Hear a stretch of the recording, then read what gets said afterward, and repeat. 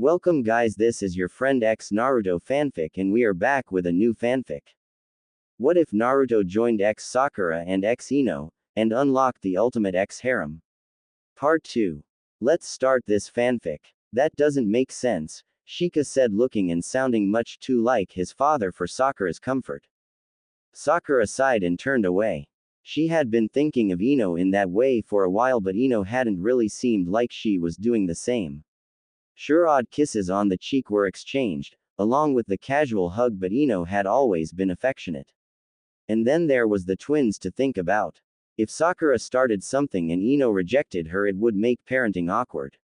She tried to think of an answer to the child that was focused intently on her. Yeah, I want her to be my girlfriend. Shika smiled and jumped down off the bench and retook her hand. That's great. I've had lots of girlfriends, I can teach you how to get Auntie Ino as your girlfriend. Sakura laughed lightly. Shika seemed extremely serious, which made her laugh more. She did wonder why he was so understanding about gay couples, but put it down to Temari and Shikamaru raising their son with an open mind. Ah, Shika, don't you think it's weird that I want your Auntie Ino to be my girlfriend? She asked to satisfy her curiosity. No, Shika said absently, since the park was in sight now. Auntie Ino is really cool. She lets me get away with things that my mum would kill me over. Everyone likes Auntie Ino. Yeah, but we're both girls, Sakura probed again. Auntie Ino always kisses girls, Shika said scornfully at Sakura's dimness. Sakura jerked to a stop, but it didn't matter as Shika had already let go of her hand and was running towards the jungle gym. Ino always kissed girls. Sakura's thoughts screeched to a stop at that bombshell. Ino was gay. When did Ino turn gay? Sakura-chan. Skika called, already on top of the monkey bars, watch me swing. I can even skip a bar. Sakura watched the boy, then quickly ran to steady him when he teetered and looked like he was about to let go. I forgot that I usually only did this when I was on my dad's shoulders. Shika grinned down at her and settled on her shoulders in order to get comfortable. There were no other kids in the park, which made Sakura Shika's only playmate. She was dodging behind a seesaw at half speed with Shika laughing exuberantly trying to catch her, when a male nurse ran up to her. Sakura instantly recognized him as Yuki, a nurse that worked in the emergency room. He looked panicked and his chest was heaving erratically as he bent over and rested on his knees trying to get a breath. What's wrong? Sakura asked, her smile dropping as she went quickly to his side. Shika frowned but had enough sense to know that this was important and so stayed silent. Sakura-sama, the hospital, he couldn't get enough air into his lungs to explain. Sakura forced him to stand up straight and take deep breaths. In a few seconds his breathing was almost normal. Now tell me what's wrong. A bandit camp was attacked last night. Their leader applied for our help and we sent an ambulance team to retrieve the wounded and brought the severe cases back. It was a trick, Sakura-sama. They're holding the hospital hostage. Police are there, but he looked at her pleadingly and she nodded. It was her hospital and her staff. Has anyone been injured? She asked. He shrugged. I came to get you as soon as I heard the screaming. I was close to the doors and managed to get out. Please help, Sakura-sama. It was her hospital and her staff and she would be damned if she let anyone hurt them. Her eyes turned to steel and she began to march at a fast pace towards the hospital. It wouldn't do to make too much noise when arriving or she would give up the element of surprise. She noticed that a lighter tread no less determined than her own at her side.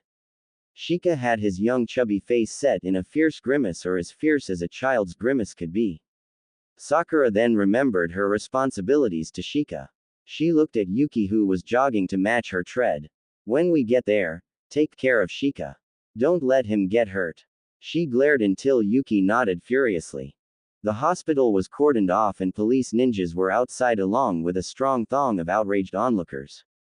Word spread quickly that the legendary Sakura had arrived and people nudged each other and cheered. So much for not causing too much noise by her arrival.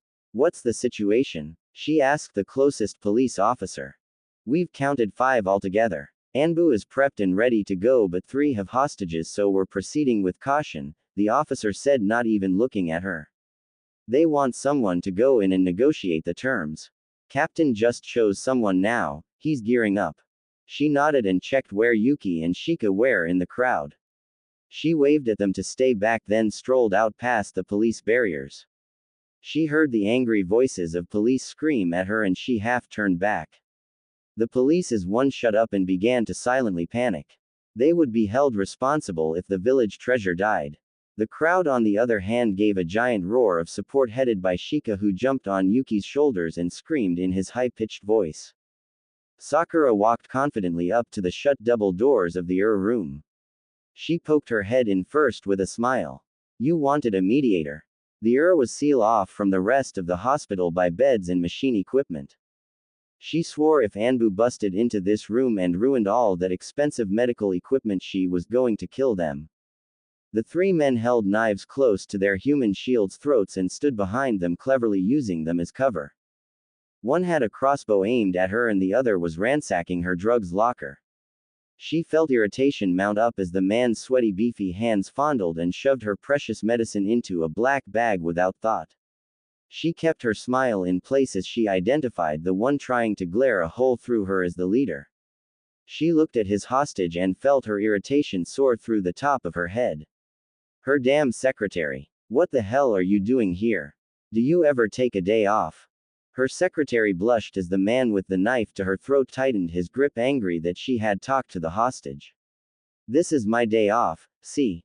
I'm in normal clothes. Sakura frowned as she realized her brown-haired secretary was in jeans and a frumpy brown pullover jumper. Then why are you here? Sakura asked, annoyed, crossing over to the drug cabinet. Hey, stop right there. The leader yelled at her in a timbre voice. She stopped at the window of the locker and raised her hands non-threateningly. Hey, I'm just here to get you guys what you want so you leave without any trouble. I swear if I see any nasty ninja tricks from you, I'll make this one a new smile, got it? He threatened. Boss, that's the legendary Blossom, one of the man's cohorts whispered, also in possession of a hostage. When you became famous and had a name like Sakura, you got stuck with an obvious legend name. I don't care, she's just a girl and seems to like this one. His grip on her secretary tightened to the point she gagged. He reassessed her, seeming to think she got the warning. Is this your list of demands? Sakura asked, non-perturbed by her secretary's abuse. She looked at the foreign scrawl that was just as bad as any doctor's handwriting. They had used a patient's chart to write down their demands. Her eyes caught on the information and she picked the chart up and accidentally knocked over some jars. She straightened them with one hand absently while she shouted and glared about the room, who put Mr. Ramda on glucose? He's a diabetic, for God's sake. She shook her head in misery at the incompetence. That doesn't matter. The leader said, his dark brown hair kept back by a red bandana the gang all seemed to wear. Take that out to the police and get us the stuff and we'll be on our way, he sneered, just like you wanted. Sakura nodded but didn't look up from the demands or pay any attention to the man's growl. She turned to a junior attending doctor with luscious dark hair that she had to find out the secret off before this was over. She pulled a pen of the woman's white coat and watched as she blushed at her hand being so close to her chest. She grinned. She liked it when people got flustered around her. This isn't going to happen, she said, scoring off the demand for a private ninja concubine. These are doable, she nodded, scribbling away. But the Hokage would never agree to give you any of the secret scrolls. Why would you want them anyway? You can't use ninjutsu. Our big boss wants them and you'll get them for us if you know what's good for you. He again strangled the secretary and Sakura's face went from pleasant to cold. If you so much as leave a bruise on any of these hostages, I will come after you and kill you. She didn't believe in elaborate threats. Her glazier gaze seemed to convince him of her intentions better than any prettily worded slaughter could. He eased up on his grip but his didn't waver. Get us the scrolls. Hey, Sakura said, suddenly very pleasant. She dropped the chart with a loud clatter and watched as the invader's muscles tensed. What did you mean earlier by nasty ninja tricks? The leader frowned and couched behind the secretary more. You know, like smoke bombs are melting through the floor to get us. I gave these people the same warning. Sakura looked around at the cowering hostages. Most were old or injured, but all glared at the thugs with malevolence. You know, it's a common misconception that everyone in a ninja village can fight. I mean, look at these people. Do you think if they could all use ninjutsu for violence they wouldn't team up and go after you? The thug was starting to become edgy and Sakura felt her smile widen. Unfortunately for you, I happen to be very good at violence. I also take it that one of those nasty ninja tricks you were talking about is my ability to release an airborne virus capable of causing paralysis in its designated targets. What? The leader said, alarmed. You can't do that. It's impossible. Sakura knew that a shadow had passed over her face. She knew that in her eyes were reflected 1,000 battles, 1,000,000 deaths, and more knowledge than she ever wanted. The grin that seemed automatic and forced, giving her face an eerily quality that made everyone in the room shudder and shrink away, friend or foe. Nothing's impossible. Go on, try to move, you two as well. She gestured to the other thugs that held hostages and saw their eyes widen in shock. In a few seconds the paralysis will travel up your neck and into your head. Enjoy blinking while you can. She saw the leader swing his head back and forth and knew he was trying to get his body to move. He was either trying to stab the secretary or escape. Either way he couldn't do anything. He swung his head to the crossbow man. Shoot her. The crossbow man jerked at the harsh command, giving Sakura the second she needed. Oh, I don't think so, she said and stomped on the ground with part of her strength. The resulting sonic boom was enough to fling everyone to the ground, but not enough to shatter the windows because she did not nearly have the budget to cover that. A second later there was two shadow clones of Sakura, one gripped the now crossbow-less man and the other gripping the fat man that had ransacked her medicine cabinet. She took equal joy in flinging them both out the double doors and into the arms of the waiting police. She then went to help the hostages that were trapped in the paralyzed arms of the thugs. Her secretary was the last person she reached. Her round glasses were cracked, but she seemed unharmed otherwise. Sakura-sama, can you actually release airborne viruses and control them? The secretary asked, breathless in her awe.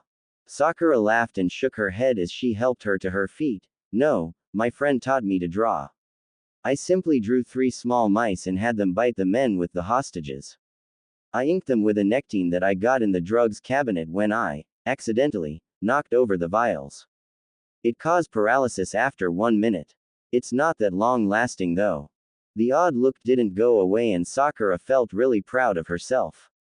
From Sai she learned to draw, though she could only get the mice to come alive, and from Naruto she had learned to bluff. Through her they were still saving people, and that made her happy. K. A voice shouted behind her, and then suddenly her secretary was on the floor with a crying attending on her chest. K. That was her secretary's first name. Sakura searched her memory and realized to her embarrassment that she didn't even know the secretary's last name. Yuna. Don't make a scene in front of the chief. Kay said, trying to crawl away bravely while the dark-haired attending that Sakura had borrowed the pen from continued to wail and bury her face in her secretary's neck. Friend of yours, Kay-san. Sakura said, eyeing the crying mess with amusement. Fiancé. Kay mumbled with embarrassment and Sakura blinked stunned. Well, she really didn't know that much about her secretary. Which was sad, as that was the person she had seen and talked to most for the last few years, excluding Tenten and more recently Ino. The police had moved in to arrest the other 3 thugs and Sakura shouted at them to make sure they didn't break anything in her. Everyone stopped as the double doors burst open and Ino stood framed in the doorway with Shika grinning wildly at her side. Sakura, you were so awesome. Shika cheered. Sakura didn't hear that because Ino was looking at her as if she had cut down every cocoa bean tree in the world and personally drank the last cup of coffee. Ino, she tried to grin. Ino stalked towards her and the quick as lightning slapped her hard across the cheek. How dare you? I made sure Shika was okay. I didn't put him in danger. Honest. Sakura said, cowering. She felt her reputation of savior taking a rapid nosedive. Who cares about Shika? Ino screamed, furious, on the verge of slapping Sakura again. Shika's annoyed. Hey, went unnoticed. What if you died? I would have been all alone with twins. What would I have done then? Damn it, Sakura, I don't want you to die. And Ino collapsed into her arms, hugging and strangling her in turns. Sakura held on to the crying blonde, puzzled beyond belief. She looked at the people surrounding her that were obviously listening but pretending they weren't. She took Shika's hand and proceeded to guide Ino out of the occasionally accepting the odd hit that the blonde remembered to give. Is that normal? Yuna asked, watching them go. Oh, yeah, Kei said lightly, they do that a lot. Shika was snoozing on the couch after dinner. The boy had valiantly tried to stay awake at the table but kept nodding off. Sakura had finally given in and carried him to the sofa for him to sleep. They had spent the rest of the day reenacting the hospital takeover, only it was Shika's turn to take on the big bad while Sakura, wearing a black bag as a cape, tried to stop him. When she had asked about the black bag, she had been scornfully told that every bad guy had a cape. She smiled and pushed the dark unruly hair out of the sleeping boy's eyes. It had been fun today. Shika grumbled and rolled over, twisting the large blanket that dwarfed him and kept him warm. Is he asleep? Ino asked, coming out from the kitchen drying a plate. Sakura nodded and padded silently to the blonde's side. Ino retreated into the kitchen, still drying dishes.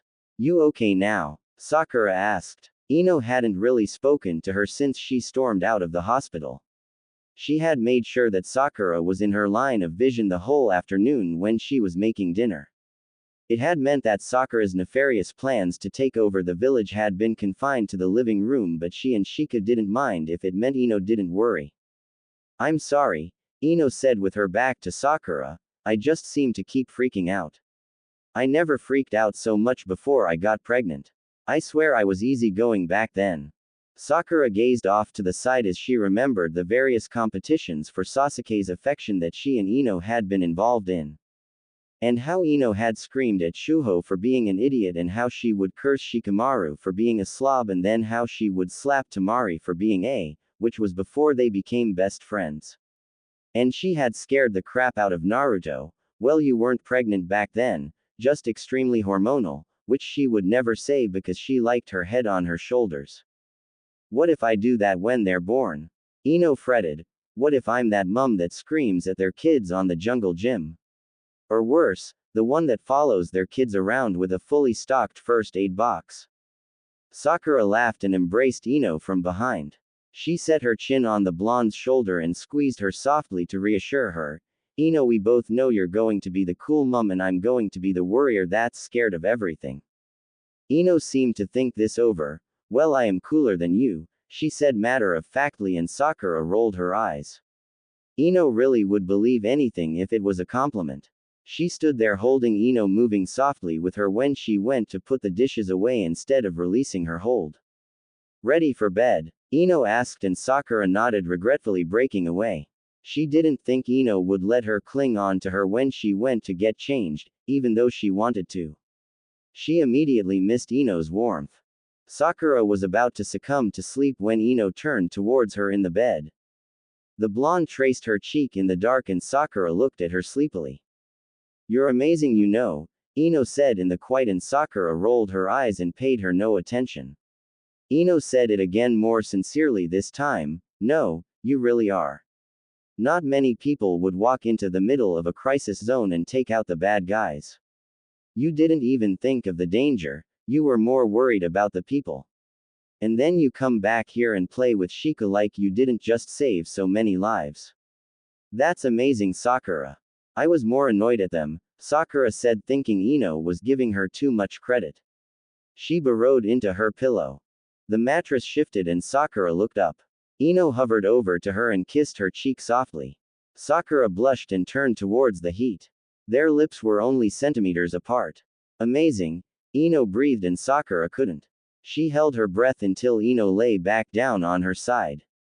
Good night, Sakura, Ino said, and Sakura had the distinct impression that she was smiling.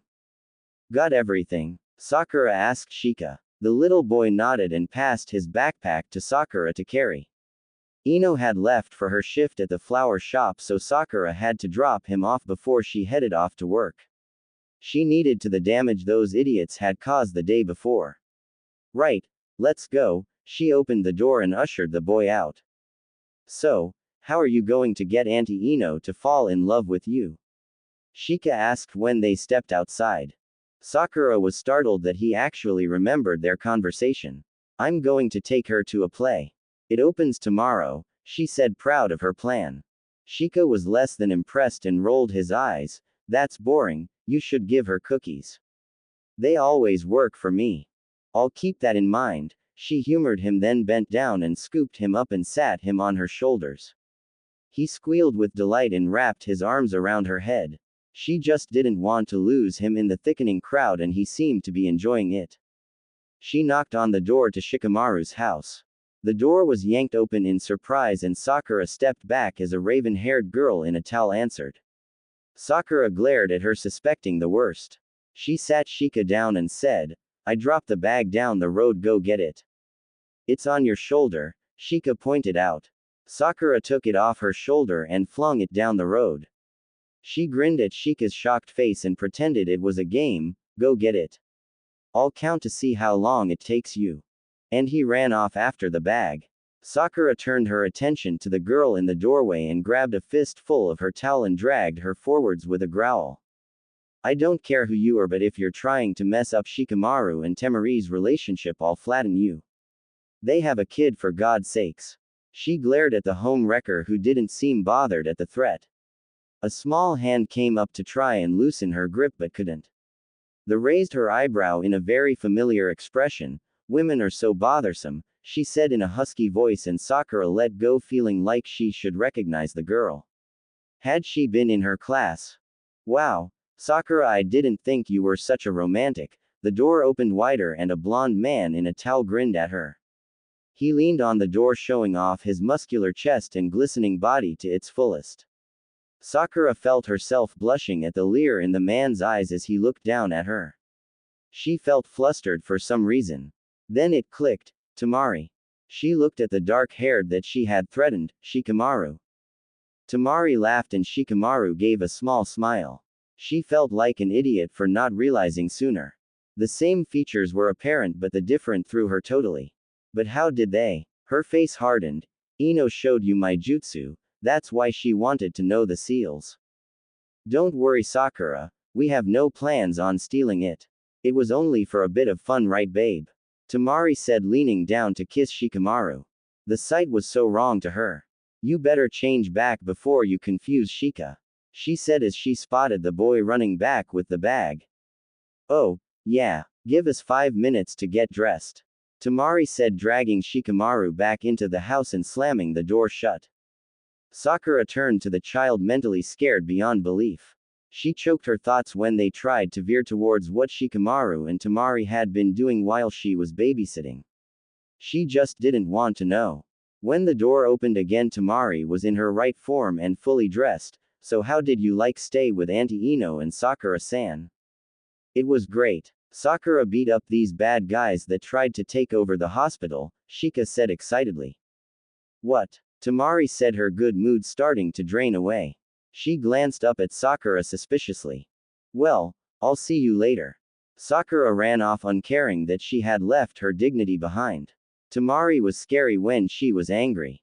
Woo. Big update. I had a little extra time this week, so I thought I would treat the fans of this story as a thank you for so many encouraging reviews. You're keeping me on my toes and filled with a happy buzz. I got them, Sakura said as she flung open the door to the flower shop. Tamar turned from where she was leaning on the counter talking to Ino, who was arranging flowers in a vase. Sakura curbed her enthusiasm as she remembered Temari might want to kill her. Hey. What did you get? Temari said as Sakura cautiously entered the room. Tickets, Sakura said. Her gut was telling her that it was okay to relax around the blonde. 2. Temari prompted, amused. The play, The Blossom Bloom's Death, have you heard of it? She asked politely. Temari's eyes widened. You got tickets? They're not even on sale yet. Sakura knows the girl in the box office, Ino said, smiling, and Sakura beamed back automatically. Hey, I bet she could get you and Shika tickets too. We could all go together. Sakura tried to hide her frown. She could probably get the tickets easily, but she didn't want them to come with her and Ino. She had wanted to woo her. Please, Sakura, Ino said and reached across to touch her hand. She nodded. Sure. Guess that means I won't have to kick your for taking me kid into danger. Tamari laughed and slapped her on the back harder than Sakura thought was appropriate. And I won't have to kick yours for using my jutsu, Sakura replied. She gazed steadily at Ino, who flushed with guilt. It's only Shika, Ino said in her defense. Yeah, Sakura agreed, but in a tone that clearly meant that it still wasn't okay. Listen, I have to get back. My ER's been closed down and I have to supervise the reshuffling of patients until we get it up again. I won't be home for dinner. She left because she didn't want to argue and stress Ino out, but she still felt betrayed. Ino slinked into the apartment and Sakura didn't look up from watching TV. She waved towards the kitchen absently. Dinner's under the grill. Thanks, Ino said brightly, hoping she wasn't in trouble. The TV was the only sound in the room for the rest of the night. Ino had eventually migrated from the kitchen to the living room but felt she wasn't welcome on the couch and instead moved to the armchair. Sakura got up and placed the remote beside her without saying a word. She went in silence to the bathroom to brush her teeth and go to bed. Ino came in just as she finished changing into her pajamas. You're mad at me? Yeah, I am, Sakura said, climbing into bed. This silent treatment isn't fair. When I'm mad at you, I let you know it and we sort it out. I don't appreciate this passive-aggressive tactic, Ino said, and have the audacity to sound like she was the one wronged. Sakura glared at her. Like I can shout at you in your condition? I would rather punch you, but that wouldn't solve anything. And you know the worst part? You don't even think you've did anything wrong. Sakura, I'm pregnant, not made of glass, Ino said, annoyed, and something in Sakura snapped. She turned in a furious motion and surged off the bed. You don't get it. That entire sentence I said, you focused on the point that was about you. You taught your friends the jutsu I worked hard on and didn't even bother to ask me if it was okay. All the work that went into that was meaningless to you. You're selling it as a cheap toy. Ino reared back, not used to Sakura talking to her like that. Well, what else would you call it? Sakura froze, then looked down and seemed to collect herself. She gave a self-deprecating smile and glanced up at Ino. She gave a short, humorless chuckle and looked away. I thought you, forget it, never mind. She stood and walked past Ino towards the door. Where are you going? Ino demanded, not liking this new side of Sakura. Out, Sakura said, pulling on her shoes. You're still in your pajamas. Ino pointed out. Sakura shrugged. When will you be back? I won't be tonight, Sakura said and went to walk out the door, but Ino grabbed her arm and refused to let go. So, you're just running away? Ino said, getting furious. Sakura turned and raised her eyebrow at the blonde. You're getting indignant. You're the one in the wrong and you have the gall to be the one that's upset. I'm not the one running away. Ino snapped. Running away from what? Sakura said, piercing her with her intent eyes. What am I running away from? This argument, Ino said like it was obvious. No, Ino, I'm simply walking away from you, Sakura said levelly. I thought of all people you would understand why, but I guess I was seeing something that wasn't there. Fine, leave. Ino flung Sakura's arm from her and glared. See if I care. Sakura snorted and smiled grimly. Always about you, isn't it? She shut the door behind her and heard the thump as something heavy hit it. Did I overreact? Sakura asked Tenten, suddenly riddled with doubts. No, Ino is being selfish. It was your jutsu and she was the one that stopped you from making it public. You're the one who wanted to publish it to help people, Tenten said, dusting the bookshelf behind the counter. Okay, so it was also for selfish reasons because you wanted the fame and stuff, but that's not a crime. You did all the hard work, of course you would want some acknowledgement. Yeah, Sakura nodded, then sagged on her chair in front of the counter. She had borrowed Tenten's clothes after sleeping at the other girl's house. You know what annoyed me most of all? She didn't think she had did anything wrong and then she acted like the injured party. The bitch, Tenten agreed absently, picking up a clipboard and checking the stock. What should I do though? Sakura asked. Well, you want to get this sorted fast since you can't kick her out of your place and you need to live there, Tenten said, wondering why she had a hardback copy of the Second Great War, The Rise and Fall of Heroes. She picked it up and turned back to the counter. Oh, that's mine, Sakura said, reaching for the book only to have Tenten snap it away. What are you doing with this trash? The book was all about them and the war they fought in when they were younger. It had been agreed between the two not to look at any more of those so-called history books since they were usually, and insultingly, wrong.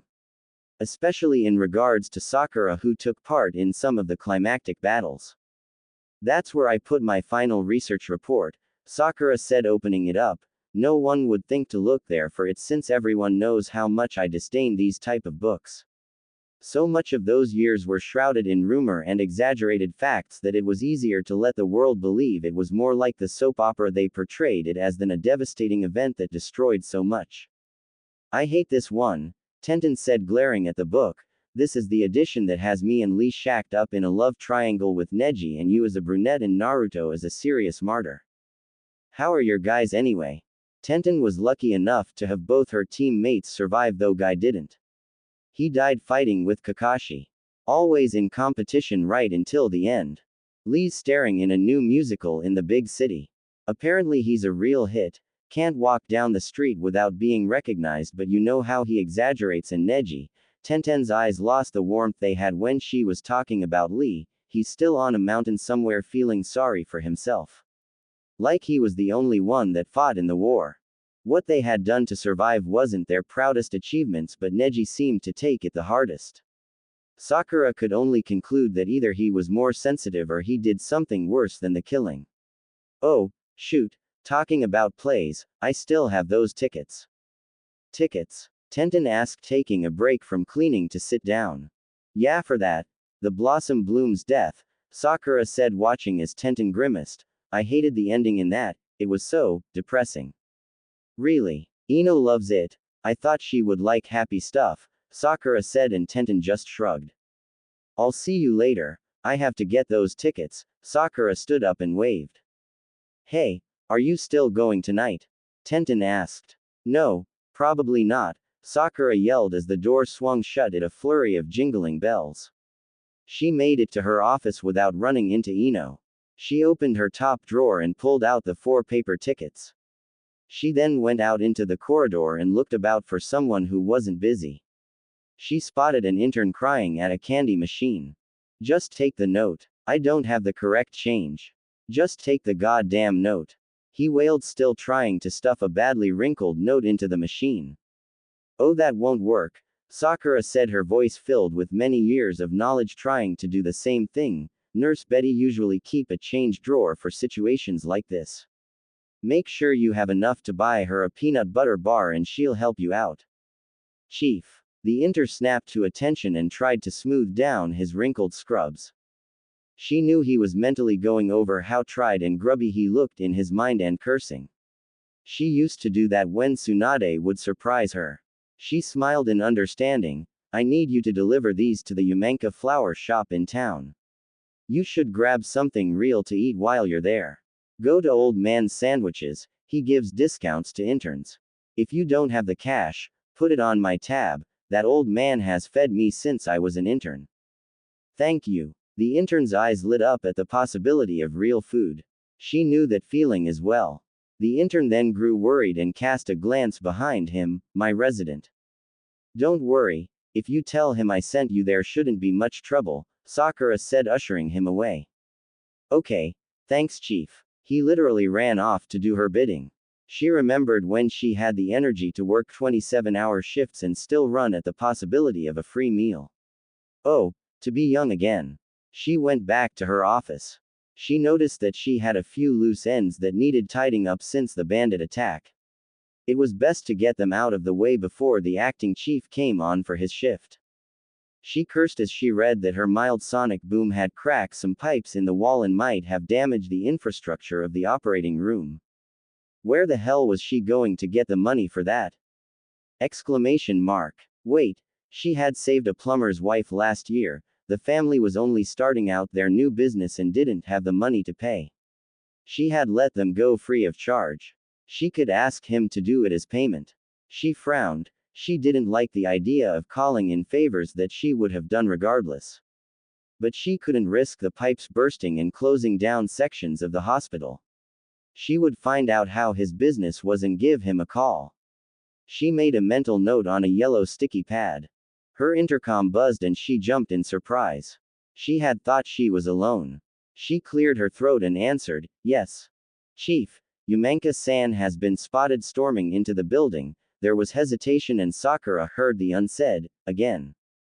"Kei, what the hell are you doing here?" Sakura asked instead. "You got off the same time I did this morning." "I had some paperwork to catch up on," was the slightly defensive response. Sakura rolled her eyes but couldn't very well shout at the other woman when she had did the same thing. They both needed to get lives. "I'll deal with Ino when she gets here, please leave. I don't want this to be public." "Yes, Chief," the secretary said and buzzed out. Instead of the door bursting open like it had in past Ino tantrums, it was opened gingerly and it was a few minutes before Ino was brave enough to look around it. "Hey," Ino said tentatively. "Hello," Sakura said, putting her pen down. She folded her hands and sat up straight at her desk. Ino came hesitantly into the room. "Can I sit?" she asked, and Sakura nodded stiffly. "Listen, I didn't realize what I did was wrong. I still don't really think it was," Ino said, then hurried on as Sakura's eyes narrowed and she picked up her pen again. "But I do understand that it hurt you. And that this jutsu was important to you and I should have asked, if only to keep you from being hurt." Sakura sighed. "Ino. No. I get it, Sakura, I do. Well, I don't, but I realize that I hurt you and that's the last thing I want to do. It might not be important to me, but it was important to you and I should have considered your feelings. I'm a jerk," Ino said, looking apologetic, "but you have to forgive me because you've always been the smartest of us two and it's only fair." Sakura tried to stop the smile but Ino teased it out of her. "So am I forgiven?" Ino grinned. "I suppose," Sakura said reluctantly. Ino cheered and she came around the desk to hug Sakura. Sakura pushed at her but made sure that it was half-hearted because she didn't actually want the hug to stop. "So, you'll still come with us tonight?" Ino said hopefully. "Well, I have other plans," Sakura hedged. "Come on," Ino begged. "I really want to go with you."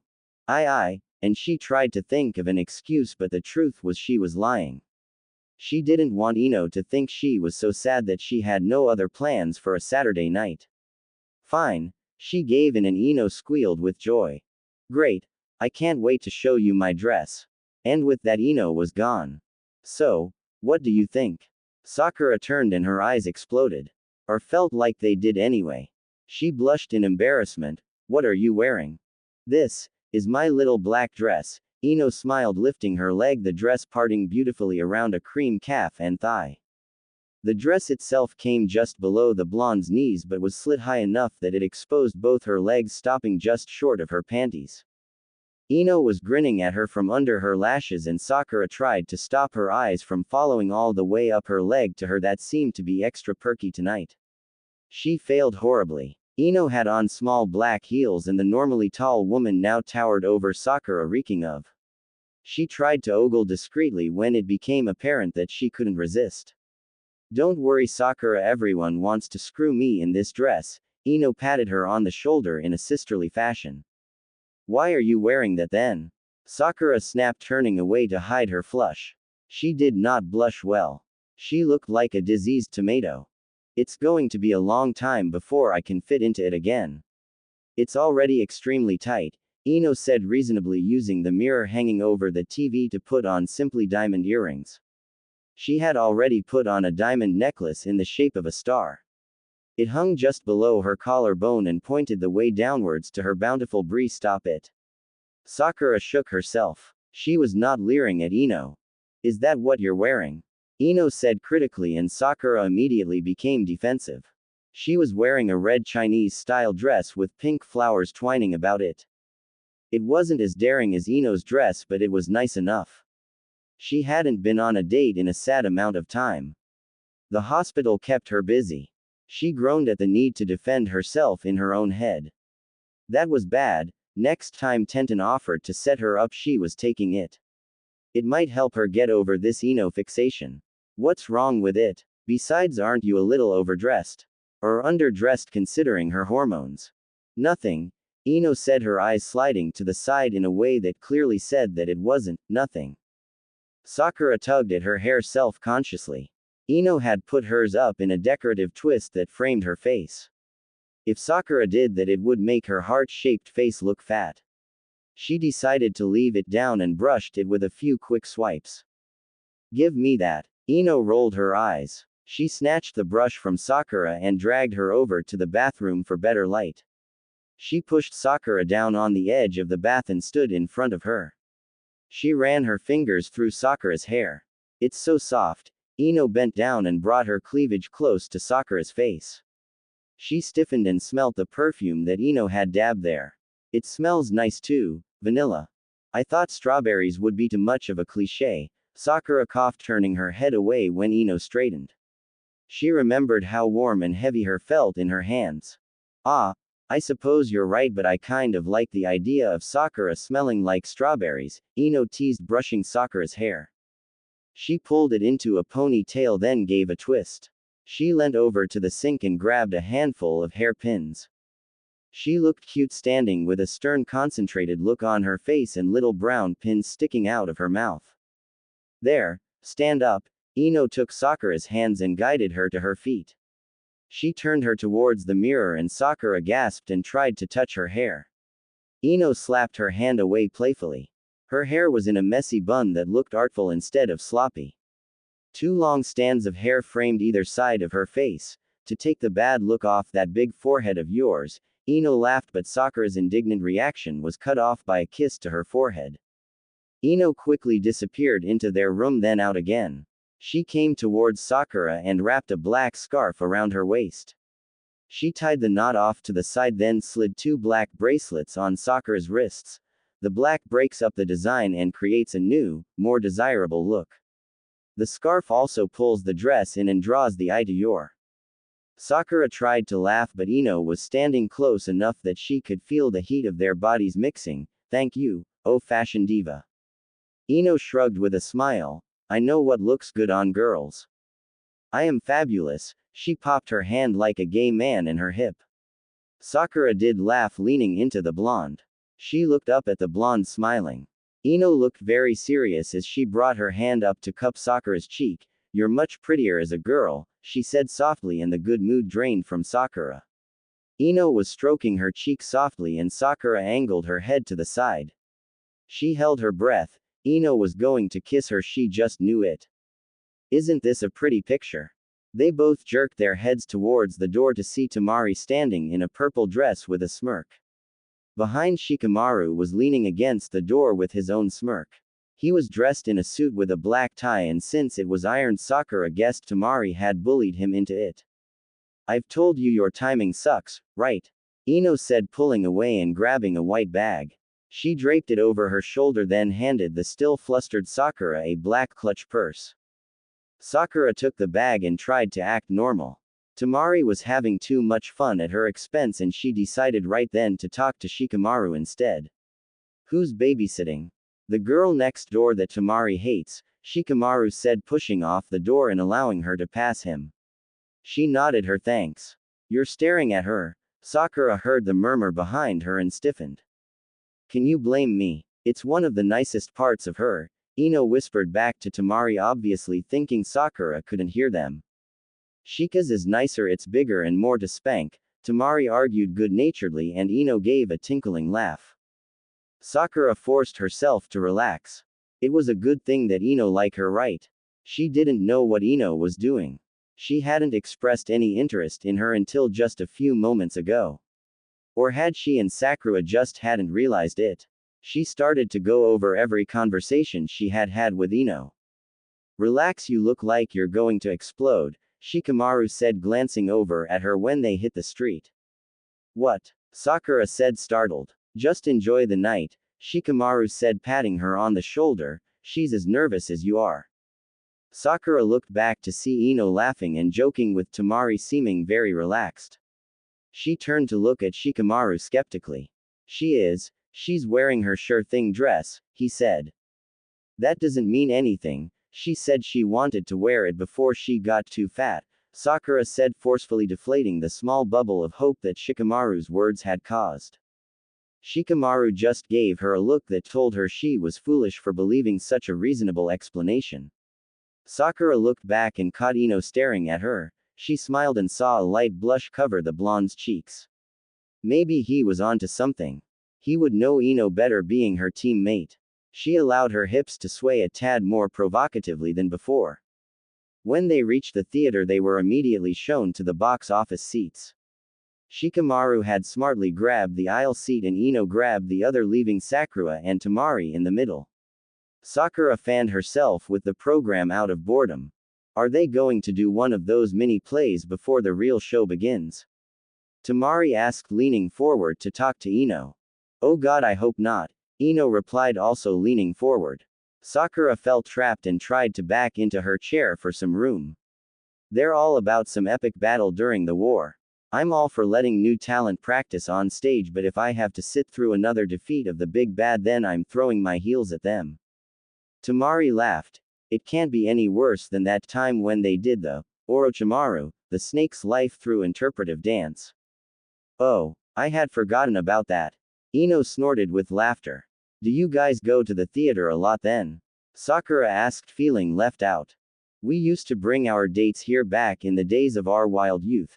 Tamari grinned. She then frowned and scanned the balconies. In fact, I think Shika was conceived on that one over there, and she pointed to the second balcony closest to the stage.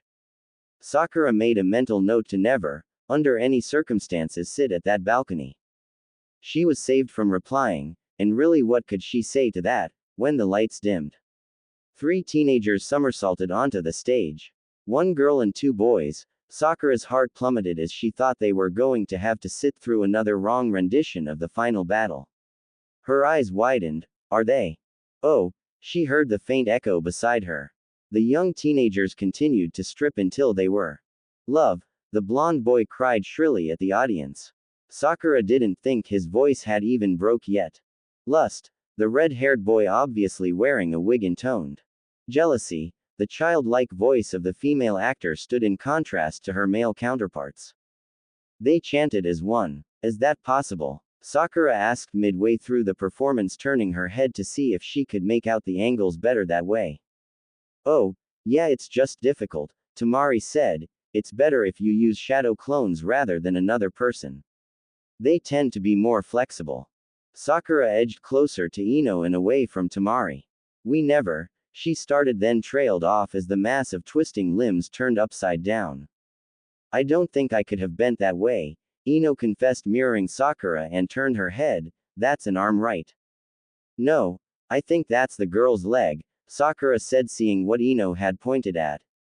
No way. Her head's all the way over there. That's just wrong, Ino said. I'm glad we didn't try that. I think we would have killed each other. The actors climaxed or pretended to. Please let that have been pretending to, Sakura thought, and separated.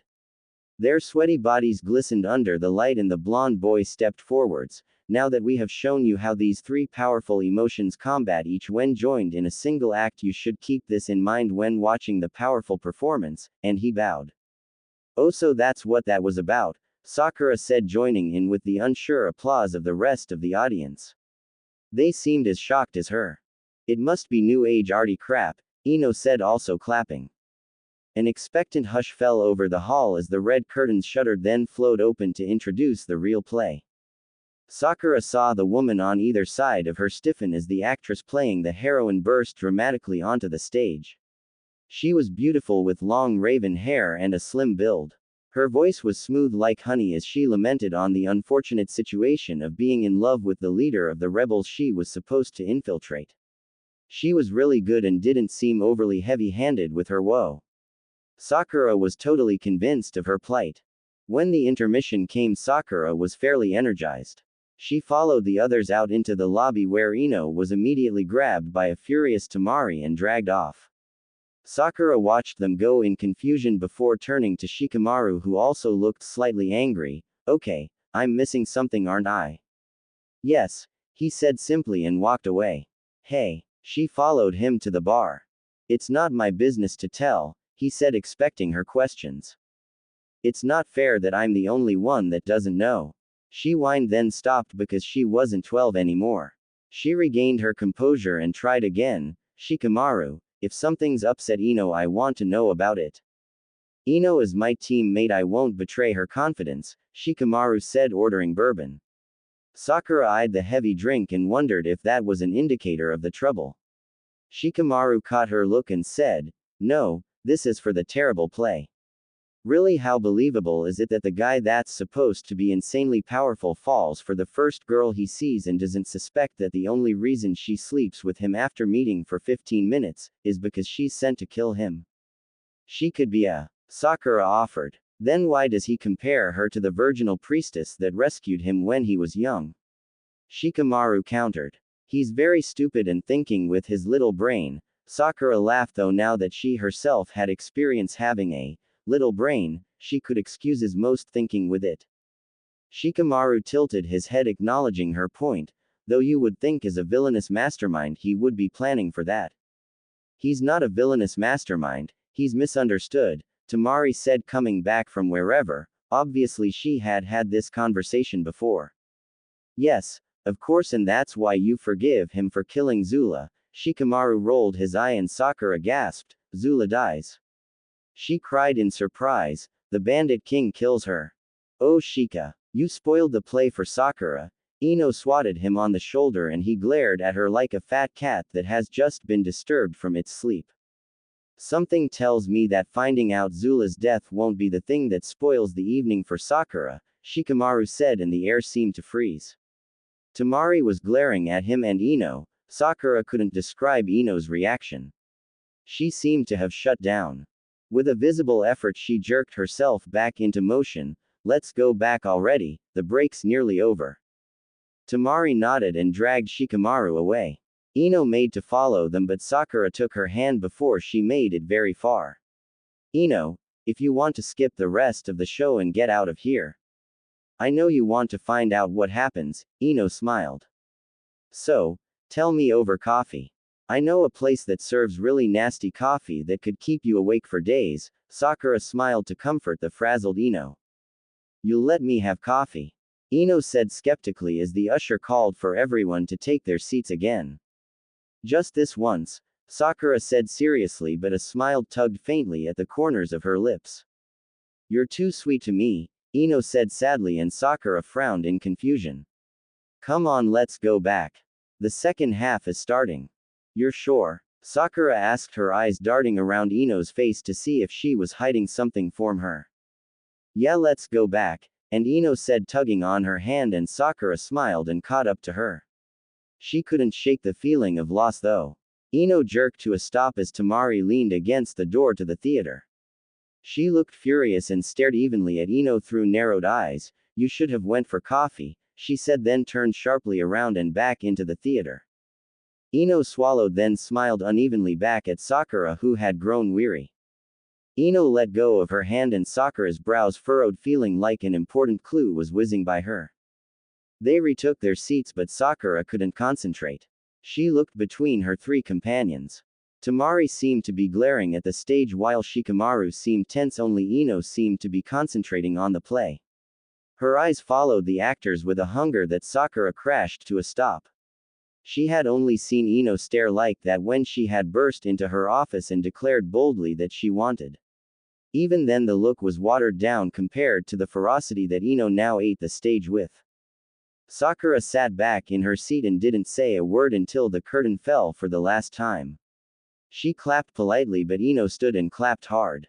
She followed Tamari and Shikamaru out, subdued. She still didn't fully comprehend what was going on, but didn't think it would be good. Tamari linked arms with Shikamaru as they left. The night had settled in and the street lamps had been burning a while when they got out. A stream of people flooded out the doors and Sakura grabbed Ino's hand to make sure she didn't get lost. Sakura was jerked back as Ino pulled away violently. She turned to stare at the blonde and Ino looked ashamed of herself. She tried to smile and moved forward, but Sakura stood like a rock in the middle of the still flowing crowd. "Sakura," Ino said, and her voice sounded small in the vast open air. "Ino." Sakura turned to find a woman hurrying out of the open doors of the theater. Most of the crowd had dissipated, but the few that remained began to whisper in excitement. It was the star. I knew it was you, she smiled wildly. Hello, Minako, Ino said, coming to stand by Sakura. I had hoped to run into you. It's part of the reason why I took on this show since I knew it would tour your village, Minako said with a perfect smile. She looked flawless up close with perfect skin and painted pouting lips of vivid red. Even her eyes seemed gold instead of a dull brown. I'm surprised you remembered its name, Ino said and reached to link Sakura's arm. When Ino had touched her before, she would always blush or feel warm. Now she wanted to shrug it away, but the move brought the star's attention to her. She stiffened under the stare that seemed to be her. The star's lips quirked in amusement as her eyes flickered over Sakura, and she had the distinct impression that she didn't measure up to whatever scale she had just been put on. How could I forget anything about you, Ino? And just like that, she was forgotten about. Ino gave a laugh and turned away. The actor danced around them to stop them from leaving. Ino, don't be so cold. I made a horrible mistake and now I want to fix it. Minako grinned and it seemed charming and apologetic all at the same time. Things have changed, Ino said. I'm not interested in you anymore, and Sakura wished that was true. Yeah, I see you're wearing your little black number for someone else now. Melinda again flicked her eyes at Sakura like she wasn't important. Sakura gritted her teeth. Why was she here? How rude of me. Kina Minako meet Haruno Sakura. Ino stressed her name, the same YTV presenters and sleazy managers that had tried to use her to sell their products. And she suddenly realized her purpose. You're Haruno Sakura, the legendary blossom, and she felt herself be reevaluated. I thought you would be bigger. Sakura looked away in disgust. She wasn't in the mood for this. I didn't even think of you. She turned to Ino. Are you finished? Her voice was hostile. Yes. And Ino smiled and they walked away. She could feel Ino strutting at her side and knew it wasn't for her. She swallowed hard. She was angry, not hurt. When they reached their apartment, Sakura threw her bag on the chair and kicked off her shoes. She didn't speak as she went to the bathroom and washed her face. She heard Ino rustling about the apartment quietly. She untied the black scarf and took off the bracelets. She fingered them sadly before setting them to the side. She padded barefoot into her bedroom. Ino was pulling on her pajama top but paused. She seemed awkward and unsure. Sakura gave a small bitter laugh. She went to her dresser and grabbed a night dress. Where are you going? Ino asked, sitting down on the bed. Couch. Sakura answered shortly.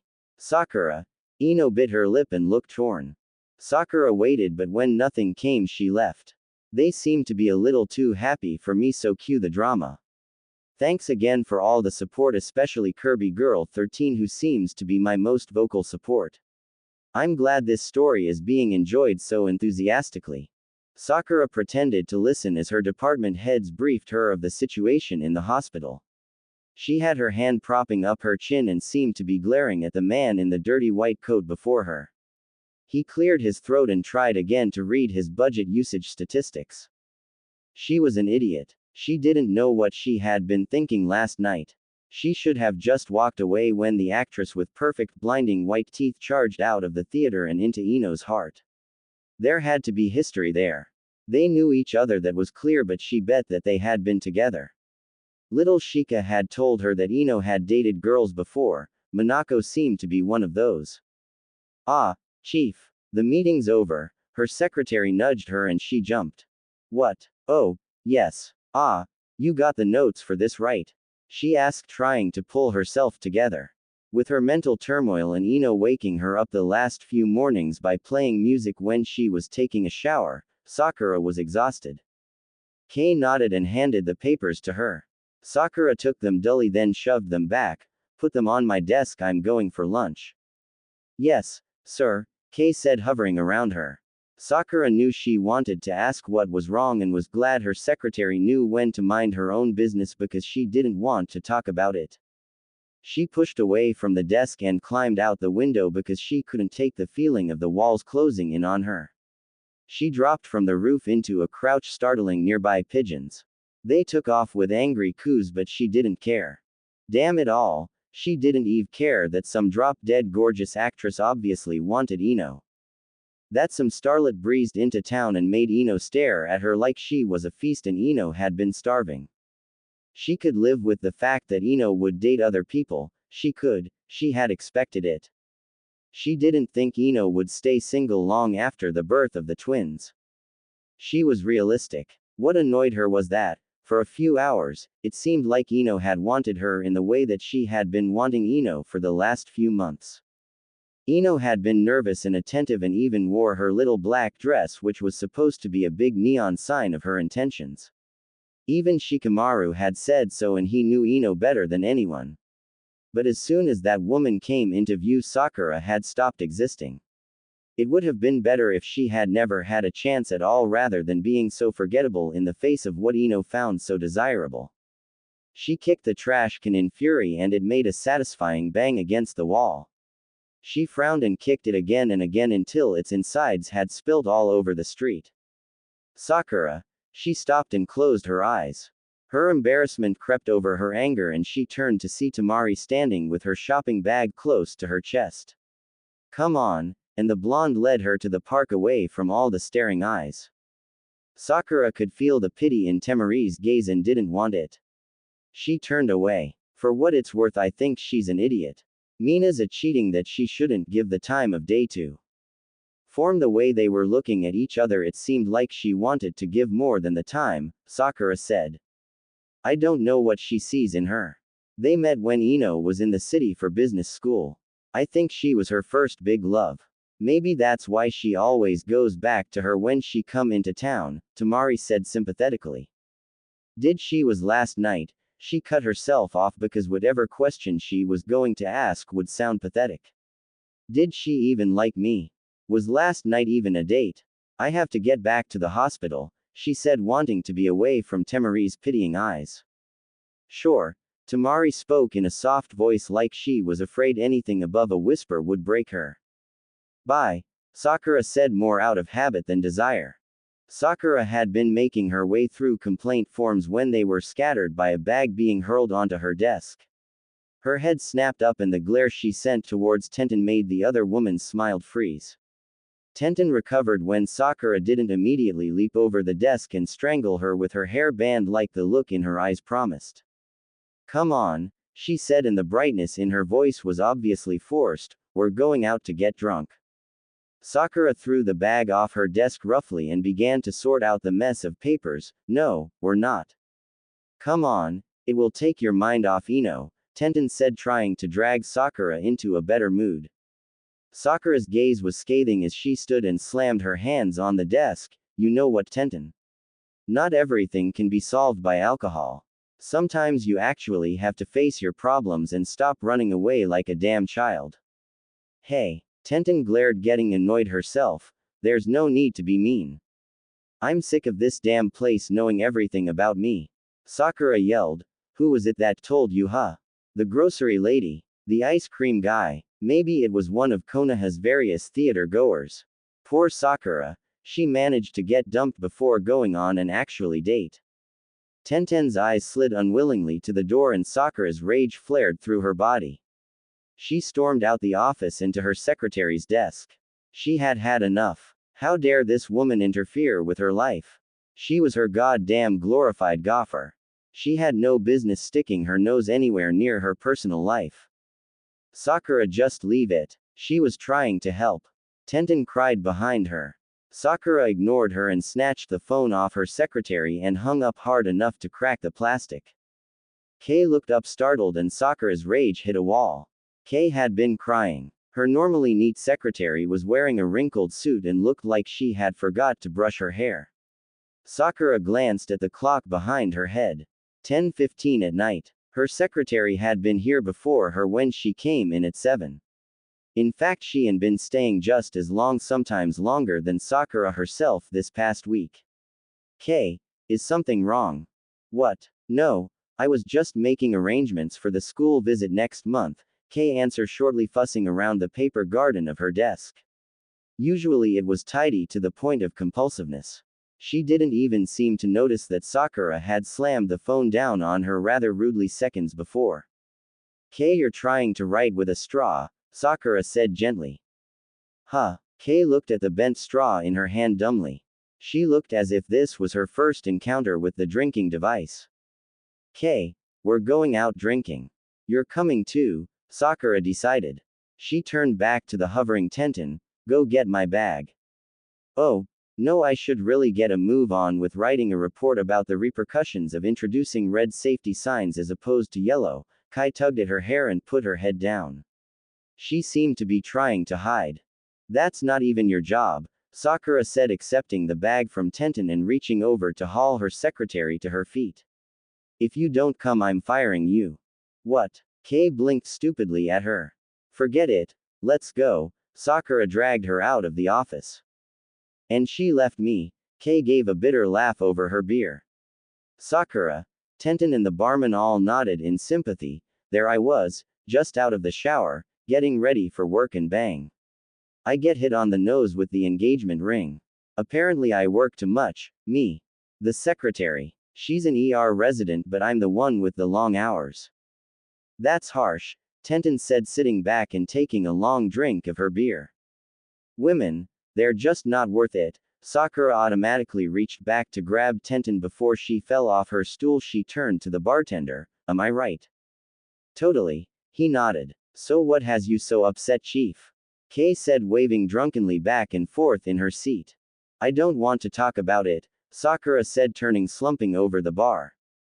Oh, come on, it'll do you good, Haruna-sama, the barman said, patting her shoulder.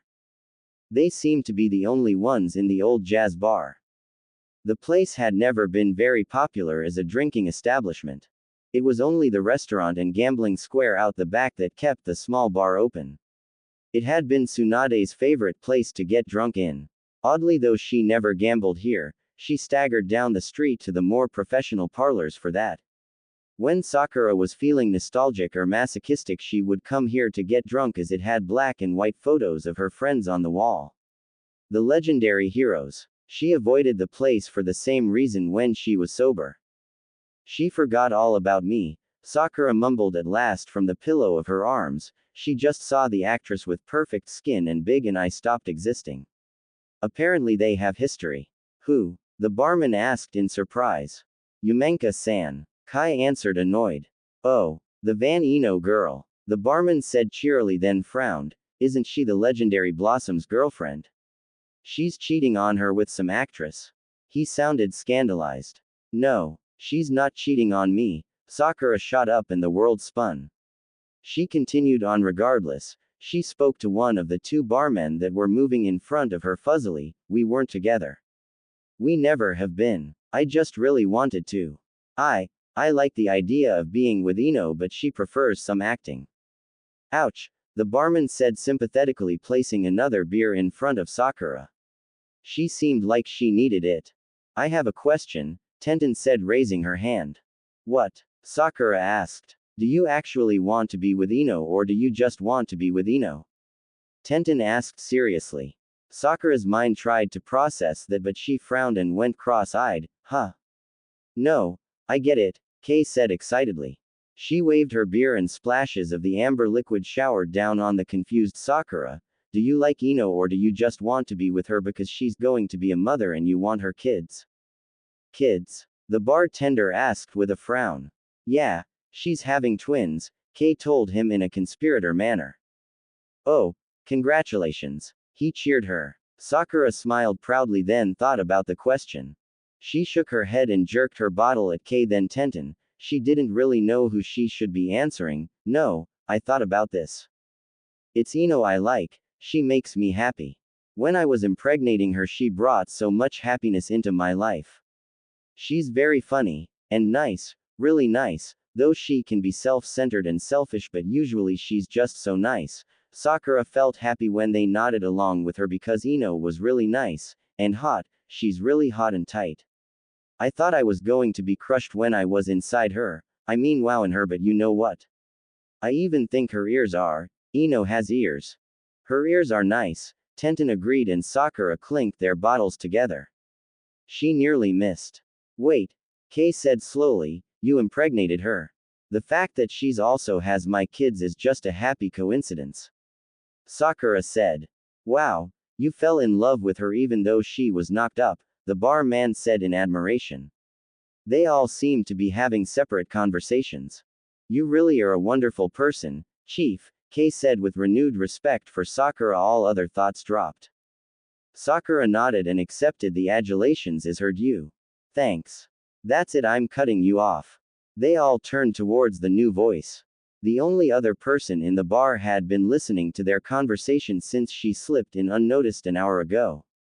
Shizune. Sakura cried in disbelief. Her eyebrows tried to crawl off her head in surprise. Hey, Chibi-doc, Shizune said affectionately, ruffling Sakura's hair. Sakura turned to hug the other woman but nearly fell out of her chair. Shizune caught her at the last minute and heaved her up into her feet. Shizune-san, what are you doing here? I thought you were chasing old bachelors in the Earth country.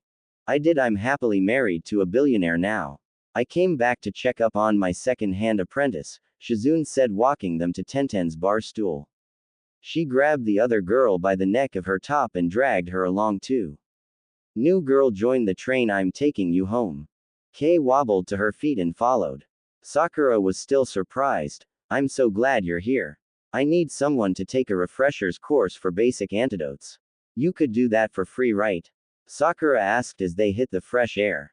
This would give her a little more leeway in the retraining budget. No, I'm rich, I get to be lazy now. Whose place is closest? Shizune said. Oh, mine's down that way, Tenten called from behind as she was still being dragged.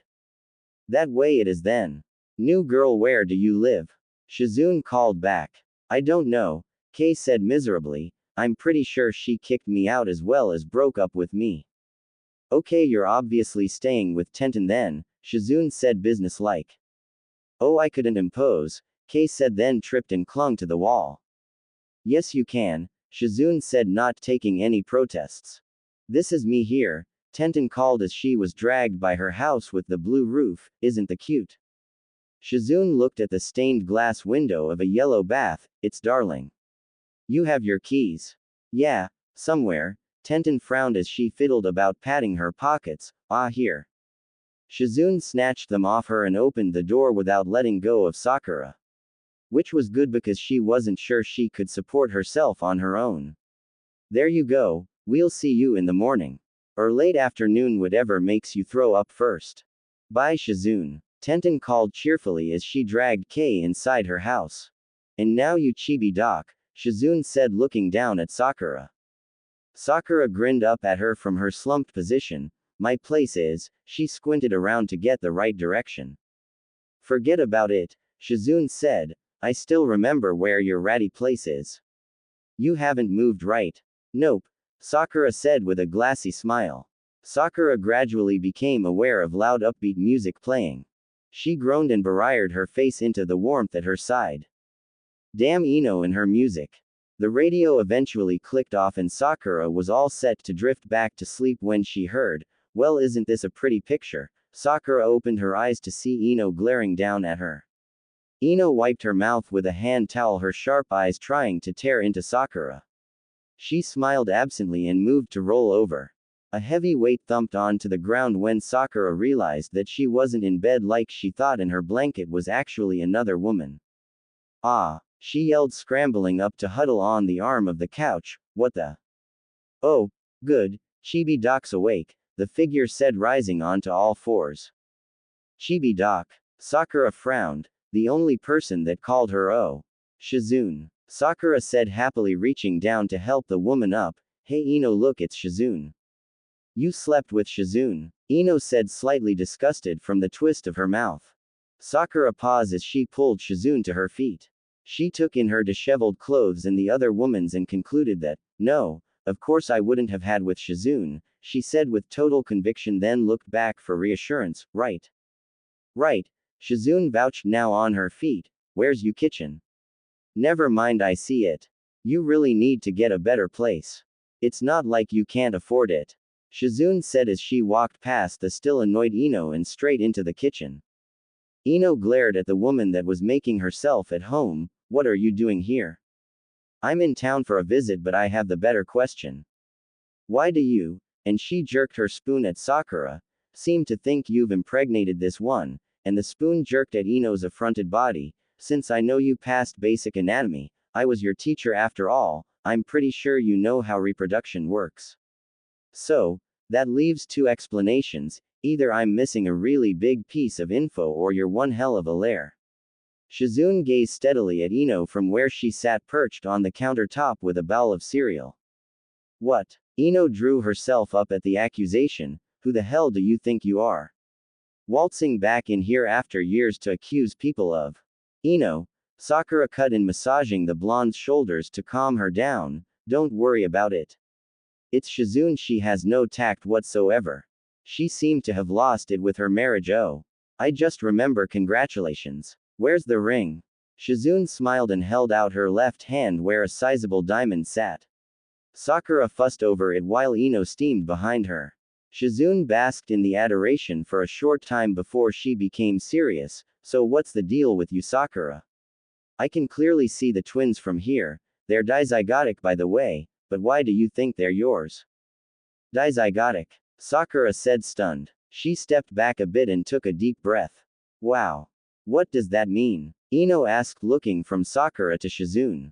Fraternal, Sakura answered absently. You can just tell. Chakra scan. Shizune tapped her eyes and Sakura practically swooned. That's amazing. You're still amazing, Sakura said with a grin.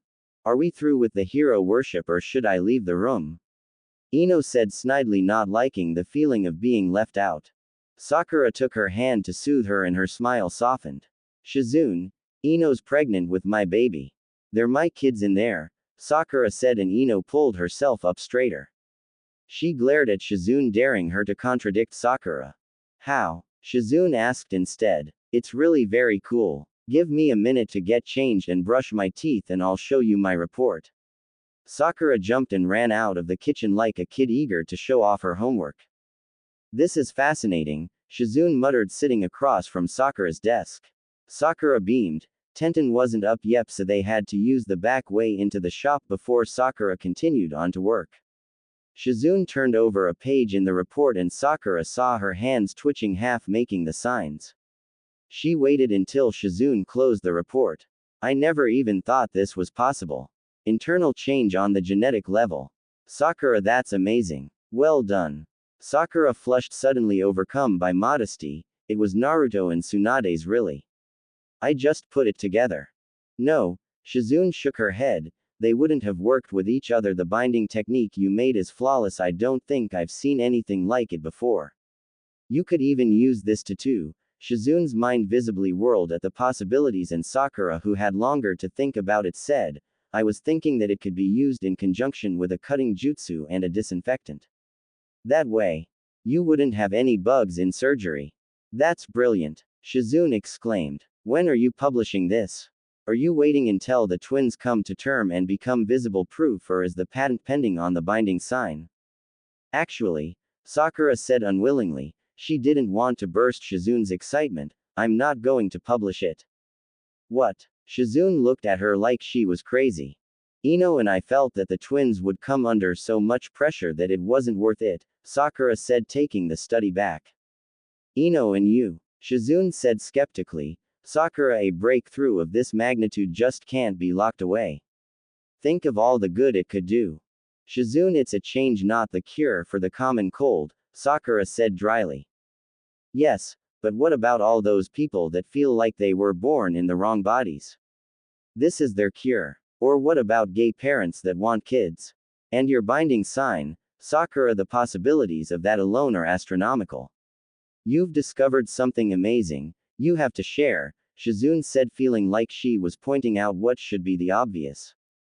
And the twins? Sakura said like it was the most important point.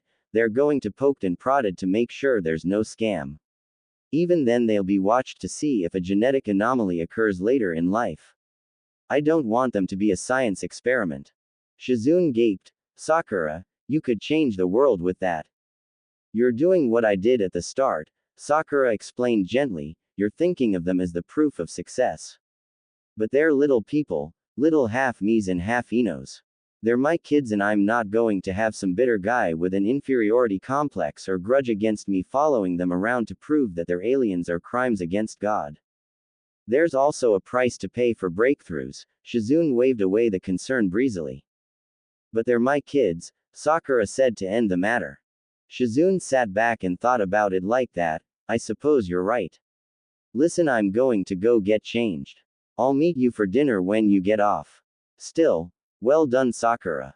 Sakura made her way through the vast never-ending ocean of paperwork on her desk with a smile. She actually might have been humming with happiness. She couldn't believe Shizune was back in town and that she was really impressed with her jutsu. She had made her teacher proud. She felt 10 feet tall. She looked up startled as a loud crash echoed in the hallway. Curious, she rose from her desk to see what had caused the noise. She found Kei frantically cleaning up her paper tray, which had fallen to the floor and spilled its contents everywhere. Sakura bent to help as Kei muttered apologize. Don't worry about it. I didn't think you would be in today. You don't seem like much of a drinker, Sakura said, then paused as her eyes caught on a particular sheet. You've organized a plumber for the When did I sign off on this? You wrote down the Kaio family's name on a sticky pad. I thought you meant for me to contact him. He was more than happy to redo the for free. He said he could get a tax write-off for charitable work, Kei said, absently placing all the papers back on her desk. She then frowned at the mess and set about straightening it up. Wow, you really do need a break, Sakura said. No, last night helped, thank you, and Kei smiled sincerely. It took my mind off things. You think it will work out with you and Sakura tried to furiously remember the name of Kei's girlfriend but drew up blank. She smiled at her uncertainly. Yuna. I hope so. We've been together since we were 17, Kei said, and Sakura felt old when she thought snidely that that must have been all of 2 years. No, she knew her secretary was older than that. She frowned. How the heck did she not know these things about the people around her? It'll work if you both want it to. She did mean that to sound comforting. Kei nodded but didn't look convinced. Sakura seized the pause to retreat back into her office. She had had enough interaction for the day. She looked at the phone on her desk when she retook her seat. She hesitated before dialing Ino's number. Hey, it's me, Sakura said as Ino picked up the phone. Shizune has invited us to dinner tonight. I just wanted to check and see if that was okay with you. She wants me there. Sakura could hear the frown in Ino's voice. I thought she would have wanted to catch up with you on your own. I want you there, Sakura said. You can be the conversation prop when we run out of medical things to talk about, she laughed. You mean I can be the normal one, Ino said, and Sakura swore she could hear her warming to the idea.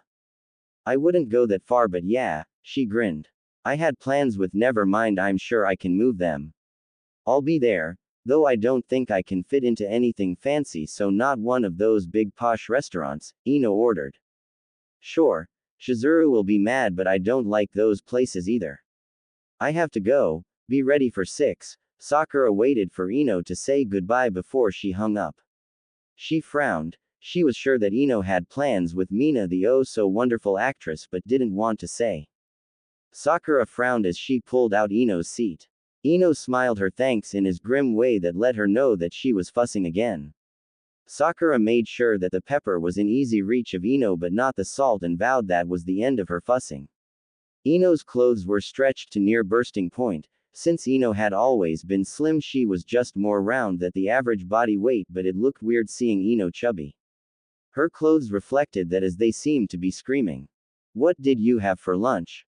Sakura asked as she placed her napkin into her lap. Sakura, Ino said warningly. What? Ino, you're nearly 6 months along and you're half the size you should be. Sakura said. Trust me, Sakura, I'm fine.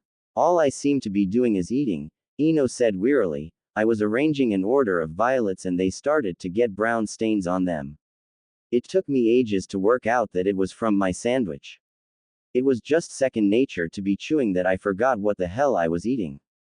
Sakura laughed and felt more at ease. Okay, I'm sorry. Don't worry about it. It's nice you care. Ino waved her fussing away airily. She looked at Ino. She did care. Ino stopped moving and couldn't look away from Sakura's intent gaze. Ah, lucky me, you two are here.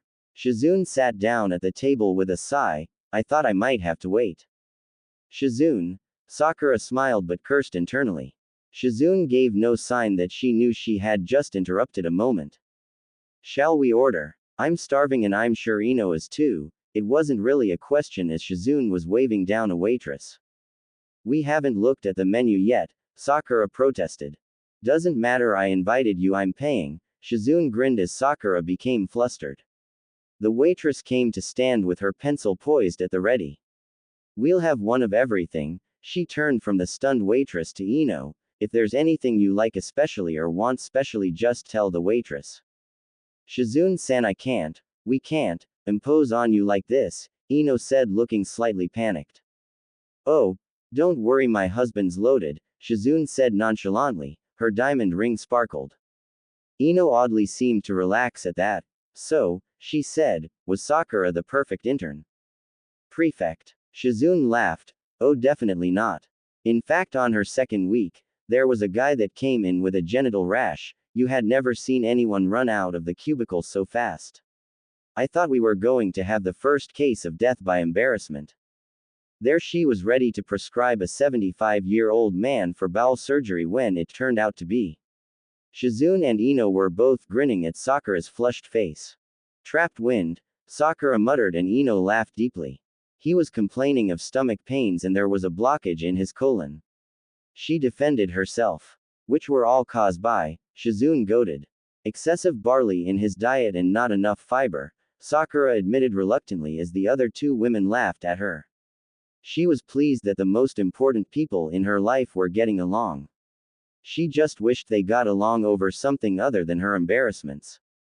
There was a calm in their storm of laughter and Shizune folded her hands together in a gesture that was unmistakably Tsunade-like. Sakura felt a bittersweet twinge in her chest and had to look away. So, Sakura didn't notice the sharpness that had found its way into Shizune's voice and eyes. Ino, I'm told you're the reason that Sakura won't publish her breakthrough. Awful selfish, don't you think? Ino jerked at the attack that seemed to come from nowhere. What? Sakura could get fame and financial security from her discovery and you're stopping her. Let's not forget all the people she could help. You're denying them a solution, Shizune said. What Sakura did was amazing. She's an amazing doctor, but I fail to see how a change jutsu can help the world at large, Ino said slowly. You didn't grasp the complexity of her jutsu. And Shizune seemed to be sneering. She had never really had much time for dumb girls. I wouldn't say, Ino began, but Shizune cut her off. You wouldn't say that you're being selfish. Tell me, how else would you put quelling a medical discovery? Hey, Ino's temper finally raised its head. Hoodoo. That's enough. Sakura snapped, but it wasn't at Ino she was shouting. Her gaze lanced through Shizune.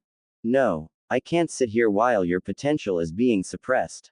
Shizune slammed her hands down and her voice held just as much anger as Sakura's. They glared at each other in a moment heavy with threatening violence. Sakura stood roughly, scraping her chair back. Shizune followed her. Sakura pushed Ino gently back into her chair when she made to follow. They walked through the restaurant's kitchen and out into the back alley. The startled shouts of the chiefs were ignored.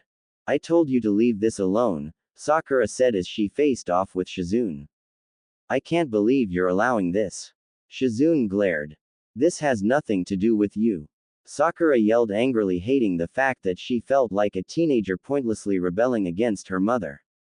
You're my student, of course it does. Shizune's lip curled in distaste. And why are we out here anyway? Do you plan on hitting me? Is that the solution you've come up with? Honestly, I thought you'd have grown beyond this. We're out here so Ino doesn't have to get stressed by you attacking her. Stressing out a pregnant woman isn't the healthiest thing to do, Sakura glared. She would never hit her mentor senselessly. She would be disappointed in you. Tsunade would never. Shizune's head jerked to the left violently as Sakura cut her off with a slap. She was surprised at her actions but didn't feel at all apologetic. How dare you, she growled. Tsunade would never endanger or discomfort a child for selfish reasons. For any reason. I won't have you disgrace her name by saying she would. She glared and in that moment she could feel their twin hates collide. She was furious, Her face unconsciously had the exact same hardness in her expression when she had punched Sai for insulting Sasuke. I am not your student. I haven't been in a long time. Shizune slowly turned her head back towards Sakura. Her cheek was a blazing rude red that throbbed in time with the angry vein on her forehead. They looked like they were about to kill each other. Shizune wiped at her lips slowly. It had bleed slightly from Sakura's slap. It's a good thing you're not my student, or else I would die of shame right now. Tell me, Sakura, you're so concerned about your children's welfare, are you sure you can say the same for Ino? How much do you even know about her? What? Sakura demanded in annoyed confusion. I asked around town since this whole thing seems so sudden. You had never shown any interest in women before her. It came as quite a shock to the staff to find out that you're not only with a woman but she's having children. What was Ino's sudden desire to procreate? Why did she choose you of all people, a woman, when any man would do? And if she's so concerned about the little ones, why is she wearing a glamour to make herself look thinner? Surely you explained the dangers of chakra use for pregnant women. Shizune had a viscous glee in her eyes at Sakura's stunned face. She would regret it later, but her fury clouded her judgment. Sakura's head rang with all the questions she couldn't answer. She was struck for the first time how little she and Ino knew each other. Her hesitation showed on her face and in her voice as her mind stuck on the last thing Shizune had said. She knows that using jutsu could hurt the twins, she wouldn't. Come on, Sakura. She enjoyed the weakness in the student that had seemed to self-righteous before. The remark about Tsunade had hurt and she was lashing out. You must have seen that she was far too thin for a woman pregnant with twins. Sakura had seen it and just assumed that Ino wouldn't genetically balloon out like most women. She had thought she would just need to feed her more, but unbidden teenage Ino flashed through her mind. The Ino that had always worried about her weight. That was always dieting, and the Ino that always frowned at her reflection no matter how many times Sakura told her she was beautiful. Shizune saw the realization dawn in Sakura's eyes. Her entire body seemed to rock backwards with the shock, and as horror drowned her pale face, Shizune felt instant regret. Sakura seemed to turn away in a daze, forgetting that Shizune was even there.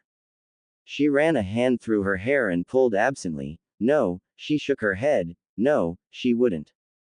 Ino got to her feet as Sakura re-entered the restaurant. Her blue eyes were lit with concern that seemed to stab at Sakura. She wouldn't. Not the Ino she knew. She wouldn't risk it. How much do you even know about her? Sakura, are you okay? Ino went to Sakura's side since she looked ready to collapse. The doctor looked at her like she was fuzzy and out of focus. She reached for her water to give it to the other woman. Ino, you're not using a glamour, are you? Sakura asked, taking the water listlessly. Ino seemed to just freeze. The lack of movement clearly broadcasted her guilt, and Sakura felt her chest crack as her idea of Ino shattered and tumbled to the ground. She thrust the water into Ino's hands blindly and pushed past her and away. She ignored Ino's cries at her back. Hello, gorgeous, an inviting voice purred from the darkness of her apartment as she shut the door. Sakura clicked the light on to see the last person she ever wanted to. Mina jerked in surprise as she saw Sakura instead of Ino. She immediately sat up from her provocative position. Sorry, I thought Ino was back. Sakura's jaw clenched and she glared at the brunette. She was hurt and confused, and someone had made a convenient target walk in front of her. Did you have plans? A smart person could have heard the not quite right pitch in her voice. A half-trained Chunin would have seen the way her stance was geared towards hiding her coiling muscles that were ready to attack. Mina was neither smart or a ninja and didn't notice the many subtle ways that Sakura was threatening her. We had plans of a sort, and she smirked in a way that reeked. She seemed to be enjoying hinting at her lascivious intent, which only fueled Sakura's anger. We rescheduled for later since she had some work thing. Work thing? Sakura said, making her way idly over to the couch. She forced her muscles to move in a relaxed motion instead of ripping Mina's throat out like she wanted. And why was she hesitating? This was a perfect opportunity to scream and vent. But something held her back. Here was a person that knew Ino much better than she did. It was knowledge that she begrudged and longed for, but this woman didn't seem to care about Ino beyond Yeah, Mina shrugged disinterest. I'll see if I can catch her up. I can take her to my hotel so we don't disturb you. She walked past Sakura, who could stop herself from shooting her arm out to the side. Mina collided with the steel limb and for the first time frowned.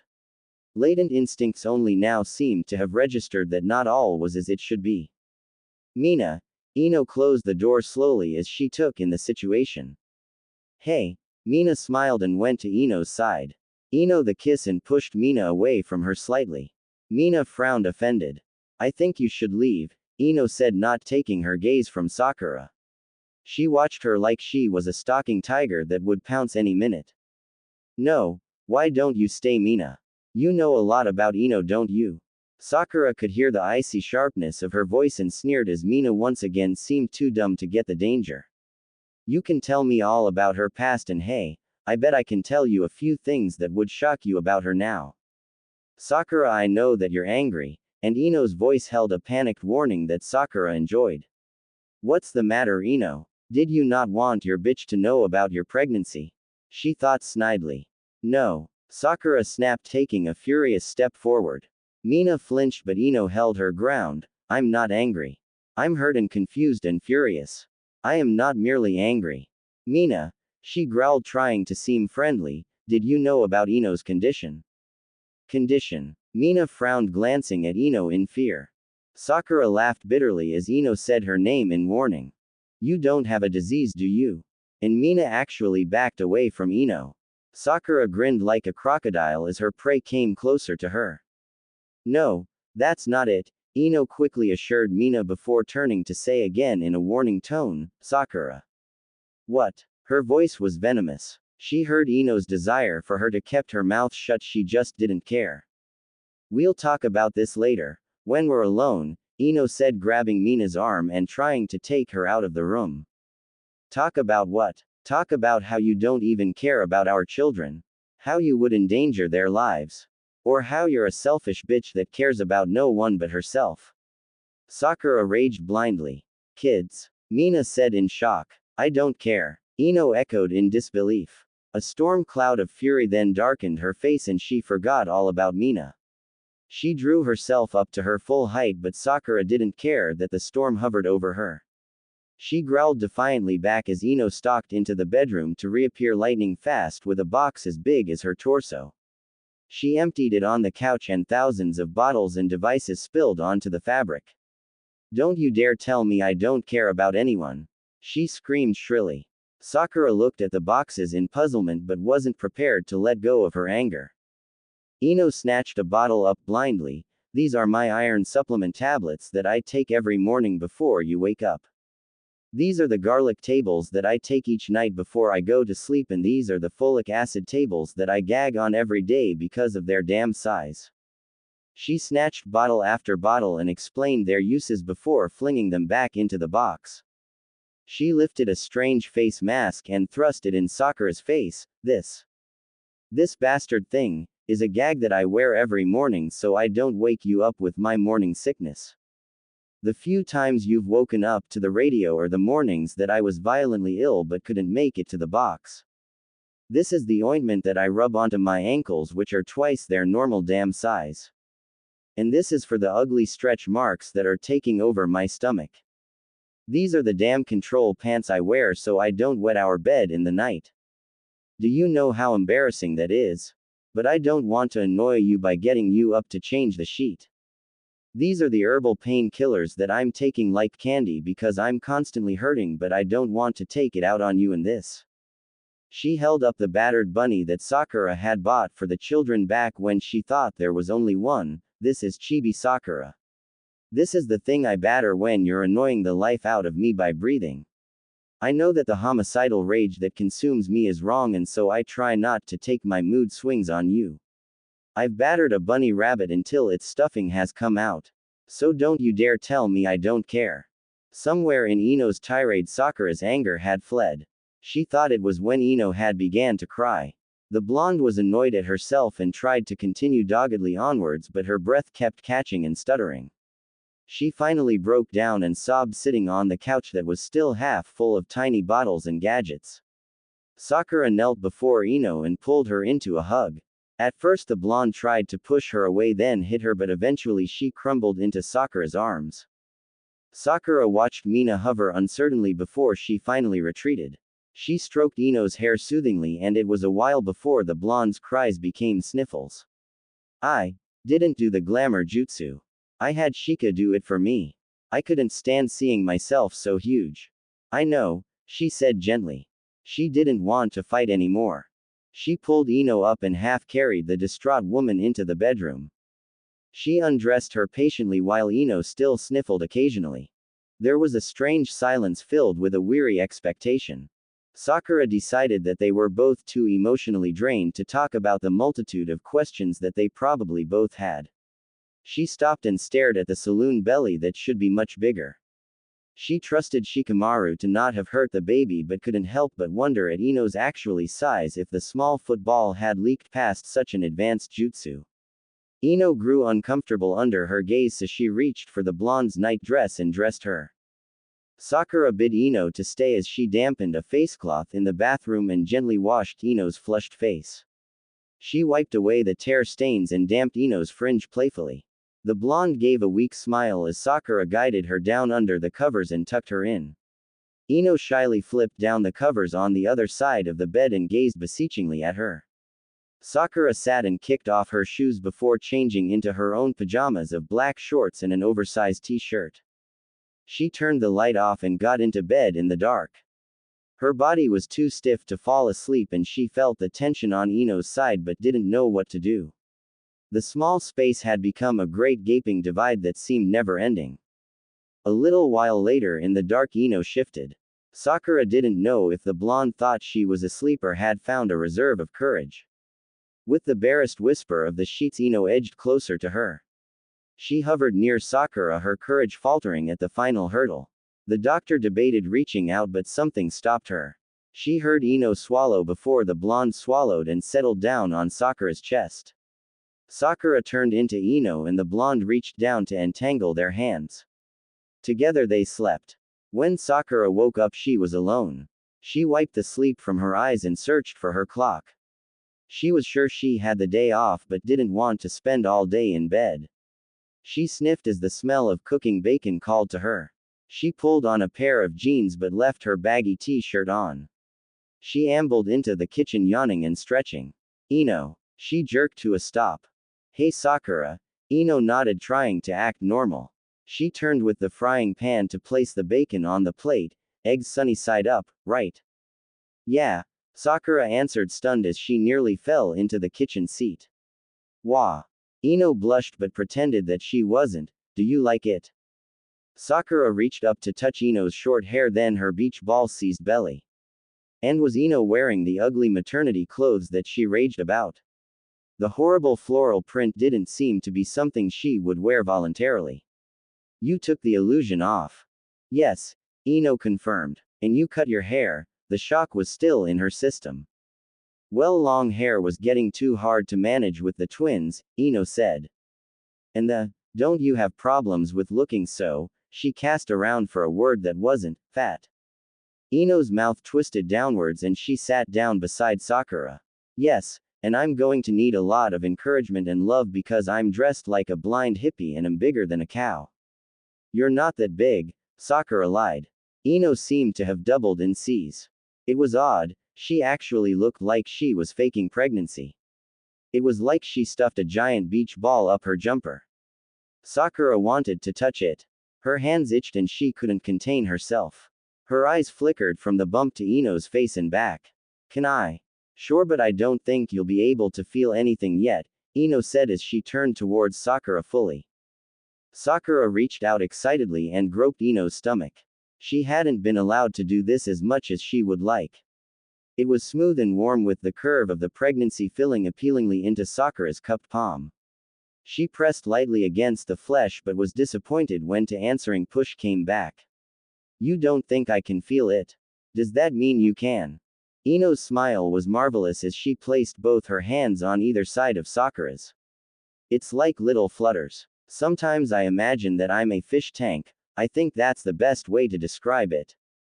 Sakura laughed at Ino's comparison but was surprised to find that she was slightly jealous. Her throat burned with the feeling of exclusion.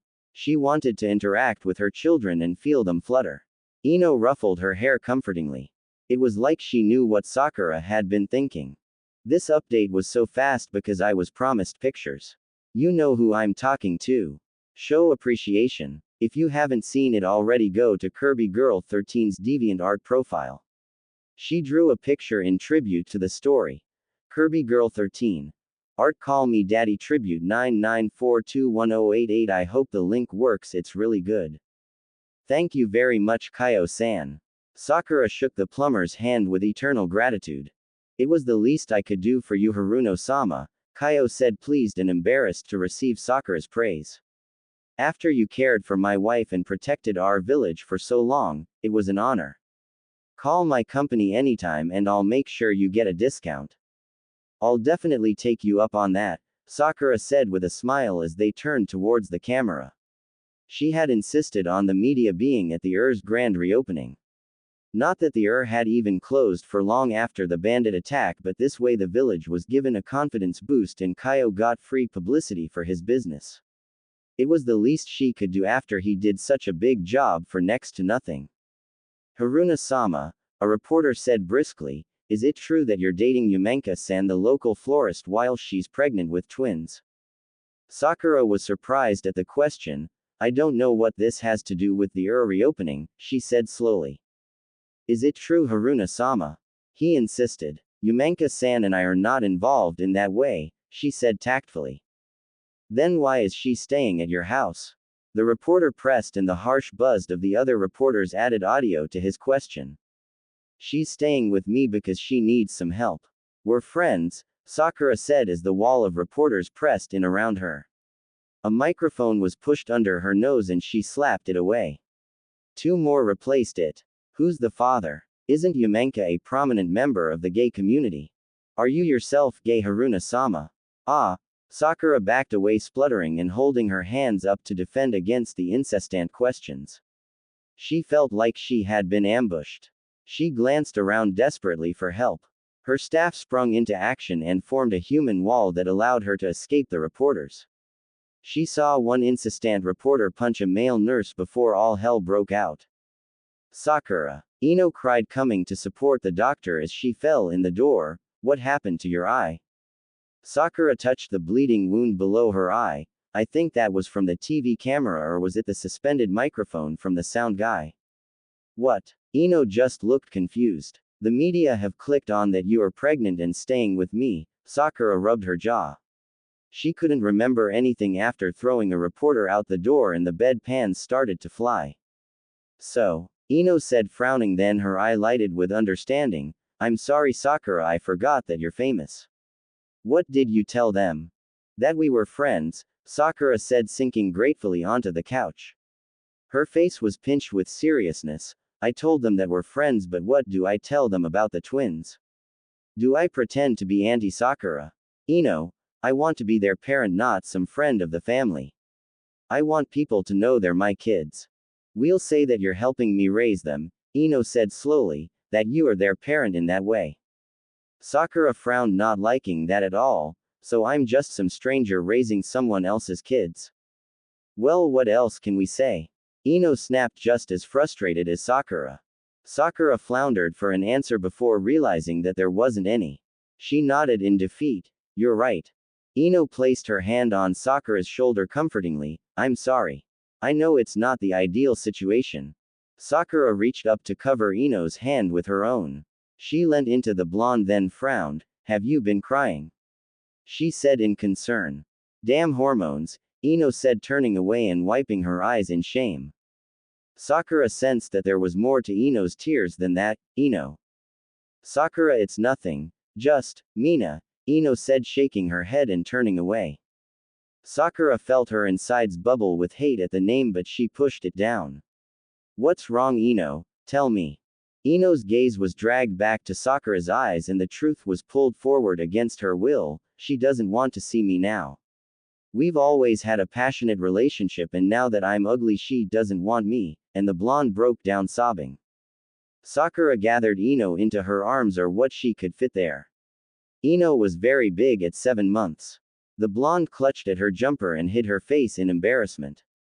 Sakura patted her back soothingly until she calmed down. I'm sorry, Ino hiccuped as she pulled away, I can't seem to get a hold of myself. I think that glamour worked on more levels than one. Don't worry about it, Sakura said softly, pushing Ino's short hair out of her eyes. She couldn't get used to the short locks. Ino gazed at her wetly. Sakura, her voice was filled with 1,000 deep thoughts. Their eyes locked intensely and Ino seemed to be considering something before she sagged tiredly against the arm of the chair with a disgusted sigh. I'm tired, Ino muttered, hoisting herself up laboriously. Sakura felt like she had been denied some opportunity. She perched on the edge of her seat, unsure if she should let Ino waddle out of the room.